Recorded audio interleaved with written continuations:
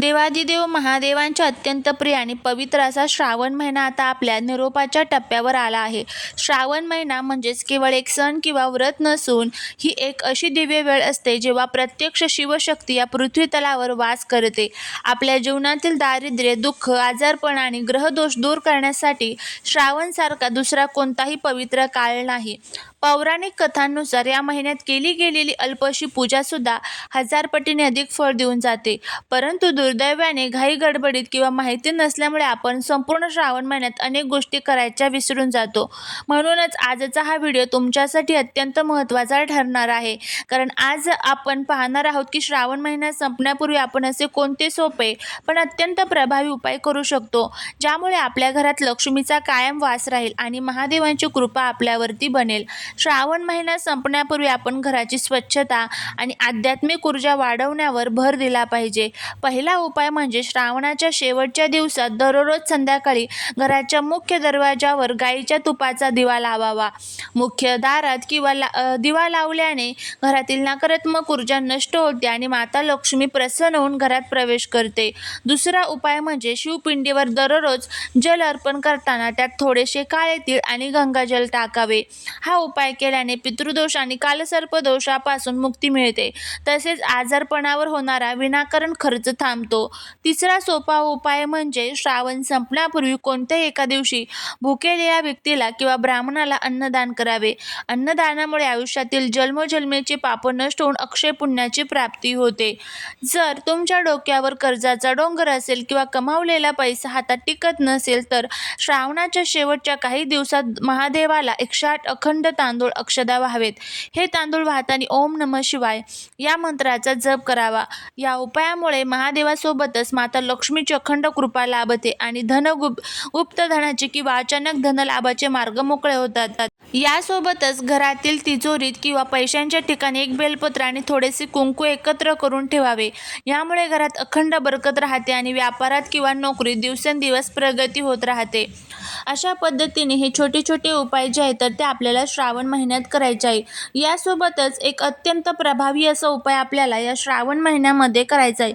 श्रावण महिना संपण्यापूर्वी तुम्हाला जर हे एक फळ कुठे दिसले तर ते तुम्हाला अजिबात सोडायचं नाही. हे फळ तुम्हाला घरी घेऊन यायचं आहे आणि त्याच्यापासून तुम्हाला एक अतिशय प्रभावी असा उपाय करायचा आहे. यामुळे शत्रू घरी येऊन माफी मागेल, मुलांना सोन्याचे दिवस येतील, घरात पैसाच पैसा येईल, इच्छापूर्ती होईल असा हा प्रभावी उपाय तुम्हाला करायचा. हा उपाय कसा करायचा, कोणत्या वेळेत करायचा याबद्दलची संपूर्ण माहिती आजच्या व्हिडिओमध्ये मी तुमच्यासोबत शेअर करणार आहे. त्यामुळे व्हिडिओ हा कुठे स्किप न करता शेवटपर्यंत पहा आणि चॅनलवरती नवीन असाल तर चॅनलला सबस्क्राईब करून कमेंटमध्ये ओम नमः शिवाय लिहायला अजिबात विसरू नका. आता हा उपाय आपल्याला का करायचा आहे, कारण श्रावण महिना हा महादेवांचा सिद्ध काळ असतो. या काळात धोत्र्याच्या फळामध्ये महादेवाची अद्भुत ऊर्जा सामावलेली असते. हा उपाय केल्याने तुमचे वर्षानुवर्ष अडकलेले पैसे परत मिळतात. तुमच्या मुलांच्या आयुष्याला सोन्याचे दिवस येतात. मुलांच्या अभ्यासात आणि करिअरमध्ये प्रगती होते आणि सर्वात महत्त्वाचे म्हणजे तुमचा कितीही मोठा शत्रू असेल तरी तो स्वतःहून तुमच्या घरी येऊन तुमची माफी मागेल. घरातील सर्व प्रकारच्या वाईट नजरा, करणी बाधा किंवा नकारात्मकता या उपायाने क्षणात नष्ट होते आणि घरात पैशांचा पाऊस पडल्यासारखी समृद्धी येते. असा हा प्रभावी उपाय आपल्याला करायचा आहे. आता यासोबतच बघा काय होतं, आपल्या कुंडलीमध्ये कुठेतरी आपले ग्रह जे आहेत तर ते कमजोर झालेले असतात. त्यामुळे आपण खूप कष्ट करतो, मेहनत करतो, पण तरी आपल्या त्या कष्टाचं, मेहनतीचं फळ आपल्याला मिळत नसतं. तर आपल्या कष्टाचं आणि मेहनतीचं फळ मिळावं, भगवान महादेवांनी आपल्यावरती प्रसन्न व्हावं यासाठी आपल्याला हा उपाय करायचा आहे. हा उपाय श्रावण महिना संपण्यापूर्वी येणाऱ्या कोणत्याही सोमवारी किंवा प्रदोष तिथीला करावा. वेळ असावी संध्याकाळची, प्रदोष काळची, म्हणजे संध्याकाळी तुम्हाला 4 ते 7च्या वेळेमध्ये हा उपाय जो आहे तर तो करण्याचा प्रयत्न करायचा आहे.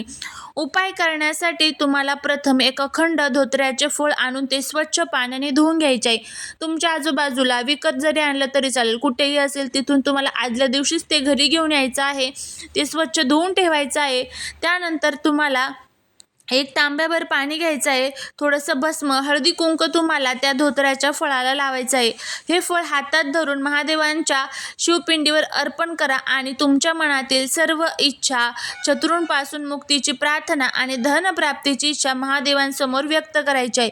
आता हे फळ अर्पण करत असताना तुम्हाला ते कशा पद्धतीने अर्पण करायचं आहे, तर जे धोत्र्याच्या फळाकडचा जो भाग असतो तर तो तुमच्या साईडला येणार आहे. म्हणजे तुम्ही ज्या ठिकाणी बसलेले असाल ना, तर त्या तुमच्या साईडला तो फळाकडचा भाग येईल आणि जो देठाकडचा भाग आहे तर तो तुमच्या विरुद्ध दिशेला तुम्हाला करायचा आहे. अशा पद्धतीने हे फळ जे आहे तर ते तुम्हाला तिथे अर्पण करायचं आहे. आता त्यानंतर तुम्हाला काय करायचं आहे, प्रार्थना करायची आहे. पूजा झाल्यानंतर हे धोत्र्याचे फळ एका लाल कपड्यात बांधून रात्रभर शिवपिंडीजवळ किंवा तुमच्या घरातील देव्हाऱ्यात ठेवा. दुसऱ्या दिवशी सकाळी ते फळ तुमच्या घराच्या मुख्य दरवाजावर बांधा किंवा घरातील तुमच्या तिजोरीत ठेवा. हा उपाय इतका शक्तिशाली आहे की दिवसातच तुम्हाला तुमच्या आयुष्यात सकारात्मक बदल दिसू लागतील. शत्रू मित्र बनतील, मुलांचे भविष्य उज्ज्वल होईल आणि घरात धनाची कधीही कमतरता भासणार नाही. त्यापुढे श्रावण महिना संपण्यापूर्वी अत्यंत सोपा आणि शक्तिशाली उपाय आवर्जून करा. महादेवांची कृपा तुमच्यावर आणि तुमच्या कुटुंबावर नक्की राहील. यासोबतच घरामध्ये अजून काही सेवा देखील तुम्हाला करायच्या आहेत, ज्यामध्ये ओम नमः शिवाय या मंत्राचा रोज जप करा.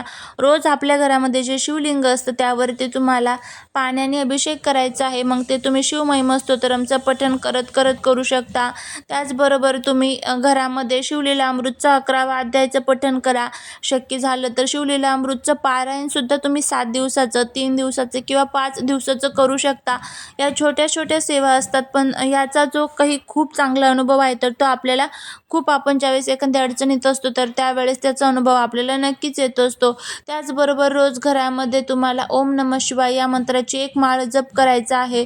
अशा छोट्या छोट्या सेवा तुम्ही करण्याचा प्रयत्न करा. बघा तुम्हाला याचे किती चांगले फायदे जे आहेत तर ते बघायला मिळतील. यासोबतच महादेवांच्या शिवलिंगावरती रोज एक बेलपत्र अर्पण करायचं आहे. यामुळे सुद्धा आपल्याला चांगले अनुभव जे आहेत तर येतात. बेलपत्र सुद्धा महादेवांना अतिशय प्रिय आहे. अशा पद्धतीने हा उपाय जो आहे तर तो तुम्हाला करायचा आहे. लवंग आणि त्याचबरोबर काळी मिरी सुद्धा तुम्हाला शिवलिंगावरती अर्पण करायची आहे.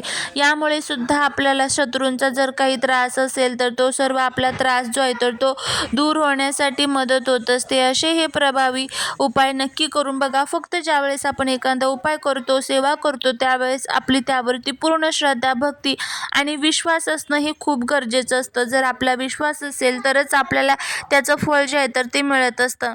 आता सपोज तुम्हाला सोमवारी किंवा प्रदोषच्या दिवशी हा उपाय करणं शक्य नसेल तर मग तुम्ही शिवरात्रीला करू शकता किंवा इतर कोणत्याही दिवशी तुम्ही जरी हा उपाय केला तरी देखील चालेल. फक्त हा उपाय तुम्हाला प्रदोष काळामध्येच करायचा आहे. फक्त हे लक्षात ठेवायचं आहे, जेणेकरून आपल्याला त्याचे चांगले फायदे जे आहेत ते बघायला मिळतील. कारण प्रदोष काळामध्ये महादेव जे आहेत ते भ्रमंतीसाठी पृथ्वी तलावरती असतात. त्यामुळे अशा ही छोटे छोटे उपाय आणि सेवा करण्याचा प्रयत्न करा. आणि त्याचबरोबर जर हा व्हिडिओ आवडला असेल तर व्हिडिओला लाईक करा, शेअर करा, चॅनलला सबस्क्राईब करायला अजिबात विसरू नका आणि हा व्हिडिओ तुमच्या मित्रपरिवारांबरोबर, नातेवाईकांसोबत शेअर करा. भेटूया पुढच्या एका छानशा अशाच नवीन व्हिडिओसोबत, एका नवीन माहितीसोबत. तोपर्यंत सर्वांना श्री स्वामी समर्थ.